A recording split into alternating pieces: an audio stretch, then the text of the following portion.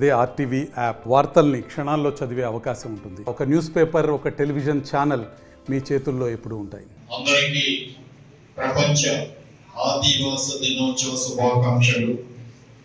ఇందాక మన భక్తులు చాలా చక్కగా మరొకరికి మాట్లాడడానికి అవకాశం లేకుండా అన్ని కులకషంగా మీతో పంచుకోవడం జరిగింది. ఈ వేదిక ద్వారా ఈ దినం సందర్భంగా ఒక రెండు విషయాలు ఇందాక చెప్పారు. ప్రపంచంలో 90 దేశాల్లో ఇవాళ ఈ ఆదివాసీ దినోత్సవం జరుపుకుంటున్నాం. ఇంత స్థాయిలో పాలిస్తారు ఏ దినోత్సవాన్ని కూడా ప్రపంచవ్యాప్తంగా ఎక్కడ ఏది కూడా జరుపుకోలేదు. ఒకే తేదీన అంతర్జాతీయంగా ఇన్ని దేశాల్లో జరుపుకోవడం చాలా గొప్ప ఘనత. అది మరి 94 ఐక్యరాజ్యసమితి ద్వారా ప్రతి సంవత్సరం కూడా ఆగస్టు 9వ తేదీన ఈ ఆదివాసీ దినోత్సవం జరుపుకోవడం ద్వారా సరే ఇది ఎందుకు మనం జరుపుకోవాలి, దీని ఇంపార్టెన్స్ ఏమి, ఆవశ్యకత ఏమి, ఎందుకు జరుపుకోవాలి అంటే ఏ రంగమైనా కూడా ఏ వ్యవస్థ అయినా కూడా వారికి ఒక గుర్తింపు పొంది దాన్ని తిరిగి పునరంకితం కావడానికి ఈ యొక్క దినోత్సవాన్ని మనం నిర్వహించుకుంటాం. మనం ఆదివాసీ అంటేనే నాగరికత దూరంగా అడవుల్లో చిట్టడవులు పెద్దగా మనకు అనేక పెద్ద అడవులు ఉన్నాయి. ఆ అడవుల్లో ఉండిపోతూ ఈ సమాజానికి దూరంగా మరొక ప్రత్యేక గ్రామాల్లో ఉండిపోతూ అక్కడి పర్మనెంట్ గా నివాసం ఉండి వారి ప్రత్యేక భాష ఉంటుంది, లిపి ఉంటుంది, ఆచార వ్యవహారాలు ప్రతిదీ కూడా సపరేట్ గా ఉంటాయి, విభిన్నంగా ఉంటాయి. కానీ వారి యొక్క నాగరికత యొక్క విశిష్టత ఏంటంటే ప్రతి ఒక్కరు పొల్యూట్ అవుతారు. అంటే ఇతర వర్గాలతో కానీ సామాజిక సంస్థతో కలిసిపోతూ ఉంటారు. కానీ వీరు ఏంటంటే కూడా తమ ఉనికిని చాటుకుంటూ ప్రత్యేకతను చాటుకుంటూ అక్కడే ఉంటారు. దానికి వారికి ముఖ్య ఉదాహరణ మన అల్లూరి సీతారామరాజు గారు.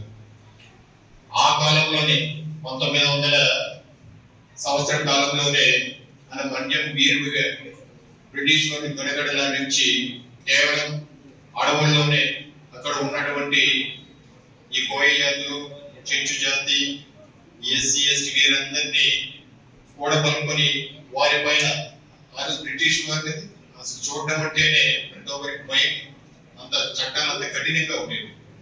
అటువంటిది వాళ్ళని ఎదుర్కొని వాళ్ళ ఆయుధాలు కూడా లాక్కొని వారి యొక్క రక్షణ కార్యాలయాలు అంటే పోలీస్ స్టేషన్ పైన దాడి చేసి ఎంత ధైర్యం ఎంత చొరవ ఉండాలి. అది కేవలం మన ఆదివాసీలకే ఉండదు. వాళ్ళకి భయం అనేది ఉండదు. ఎందుకంటే వాళ్ళు ఉండేది భయంకరమైన అడవుల్లో, కొండల్లో, కోనల్లో. వాళ్ళకి జంతుజాలం కానీ భయం అనేది ఉండదు. కాబట్టి బ్రిటిష్ వాళ్ళకి ఏమాత్రం లెక్క పెట్టకుండా మన భారత ముఖ్యంగా ఆంధ్రప్రదేశ్ లో ఆ స్వాతంత్ర సంగ్రామంలో వారు చాలా పోరాటం చేసి మంచి చరిత్రలో మంచి స్థానాన్ని పొందారు. ప్రపంచ ఆదివాసీ దినోత్సవం యొక్క ముఖ్య ఉద్దేశం అడవి బిడ్డలు వీరు అడవులలో నివసిస్తూ మరి సమాజానికి దూరంగా ఉంటూ మరి ప్రభుత్వ సంక్షేమ కార్యక్రమాలకు దూరంగా ఉంటూ వారి యొక్క జీవన విధానాన్ని కొనసాగిస్తున్నారు.